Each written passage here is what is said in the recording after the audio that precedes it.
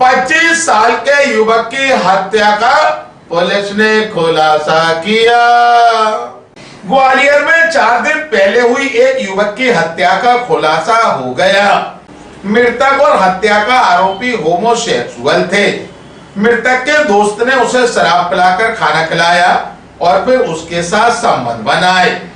इस दौरान दोनों के बीच झगड़ा हो गया, जिस पर आरोपी ने दोस्त को निर्वस्त्र अवस्था में ऊपर से नाले में धक्का दे दिया। नाले में गिरने से युवक को सिर में चोट लगी और वह वहीं गिरकर रह गया।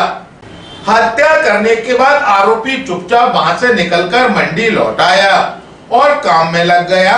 घटना 11 मार्च की रात 8:45 पर हुई थी। दरअसल जनकगंज थाना क्षेत्र के अंतर्गत लक्ष्मीगंज सब्जी मंडी के पीछे नाले में एक युवक का निर्वस्त्र शव पड़ा होने की सूचना 13 मार्च की दोपहर को मिली। इस पर जनकगंज थाना प्रभारी अतुल सोलंकी घटना स्थल पर पहुंचे और शव को बाहर निकलवाया। मृतक के शरीर पर कोई कपड़ा नहीं था, शव गल चुका था, इसलिए चेहरा साफ नहीं था और सिर पिलपिला हो गया था। पुलिस ने शव को निगरानी में लिया और लाश की पहचान करना चुनौती बन गया। छानबीन में पुलिस को पता चला कि मृतक गोल पहाड़िया तिगरा रोड का रहने वाला 31 वर्षीय मोनू गौड़ पुत्र राजू गौड़ है। पोस्टमार्टम हाउस पहुंचकर मृतक की बहन और भाई ने उसकी पहचान की। जांच में पता चला कि वह 11 मार्च से घर नहीं आया था। शिनाख्त होने के बाद पुलिस को पता चला कि मृतक पल्लेदार था और लक्ष्मीगंज सब्जी मंडी में काम करता था। जब पुलिस पुरानी सब्जी मंडी पहुंची तो दबी जुबान में उन्हें पता चला कि मृतक मोनू गौड़ होमोसेक्सुअल था। ये जानकारी के बाद पुलिस ने मृतक के निर्वस्त्र मिलने की घटना पर अनहोनी की आशंका जताई। इसी बीच पुलिस को शॉर्ट पोस्टमार्टम रिपोर्ट मिली, जिसमें यह भी पता चला कि मृतक होमोसेक्सुअल था और उसके सिर में गंभीर चोट लगी थी, जिससे उसकी मौत हो गई। जब पुलिस को पता चला कि मृतक 11 मार्च से गायब है, पुलिस को जांच पड़ताल के दौरान फुटेज जांच में पता चला कि जो लौटकर नहीं आया वह मोनू गौड़ था। वापस आने वाले युवक की पहचान के लिए पुलिस ने फुटेज सब्जी मंडी में दिखाई, जिससे पता चला कि वह मोनू गौड़ के साथ रहने वाला 25 वर्षीय करण पाल उर्फ लल्ला पुत्र नंदलाल पाल निवासी संजय नगर पानी की टंकी है। पुलिस जब मंडी पहुंची तो आरोपी वहीं बैठा मिला। उसे हिरासत में लेकर पूछताछ करने पर पूरे मामले का खुलासा हो गया।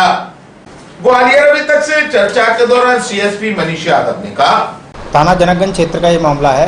13 तारीख को टीआई जनकगंज अतुल सोलंकी जी को एक सूचना मिली कि लक्ष्मीगंज मंडी के पास में नाले के पास कोई एक शव जो है नग्न अवस्था में दिख रहा है, जिसको हमारी जो है जनकगंज पुलिस की टीम पहुंची और मौके से उसको निकलवाया गया। वहां पर एफएसएल टीम को बुलाया गया, चूँकि ऐसा लग रहा था कि इसके साथ कोई घटना घटित हुई है, कुछ चोट के निशान दिखाई दे रहे थे। तो एफएसएल टीम वहाँ पहुंची और वहाँ से जो भी प्रत्यक्षजन साक्ष्य थे उनको कलेक्ट किया गया। मृतक जो है अज्ञात था, उसकी जान पहचान के लिए हम लोगों ने जो आसपास पूछताछ की, इसके अलावा सोशल मीडिया पर भी प्रसारित किया और आसपास के लोगों से पूछने पर पता चला कि वो जो है उसकी पहचान मोनू गौड़ के रूप में हुई। उसके भाई ने उसको पहचाना।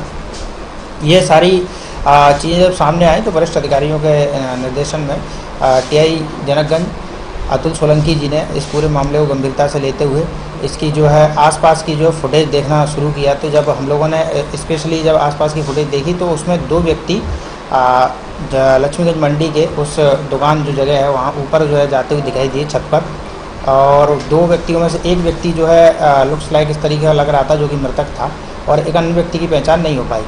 जब दूसरा व्यक्ति जो है 2-3 घंटे बाद वहाँ से वापस आया, लेकिन ये मृतक था वापस नहीं आया, तो उससे क्लियर हो गया कि जो यहाँ कोई ना कोई दुर्घटना घटित हुई है।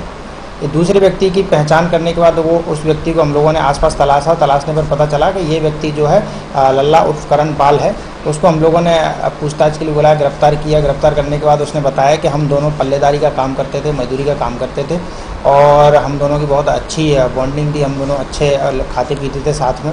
उस रात 11 तारीख की रात को हम लोग लगभग 6-6:30 बजे के टाइम पर मजदूरी करने के बाद साथ में बैठे, और चूँकि इन लोगों के बीच कुछ उस तरीके यौन संबंध भी थे, उसके बाद इन दोनों में कोई झगड़ा हुआ। झगड़े के बाद जो आरोपी था करण पाल, उसने जो है इस मृतक को धक्का दिया किसी बात पर, तो इसको चोट लगी और ये पीछे नाले की तरफ गिर गया, जिससे इसने सोचा कि इसकी मृत्यु हो गई और ये वहाँ से उसको छोड़ करके भाग गया।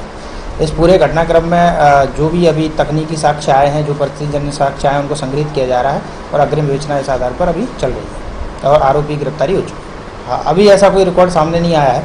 अभी इसके संबंध में हम लोग और थानों से जो है रिकॉर्ड मंगा रहे हैं।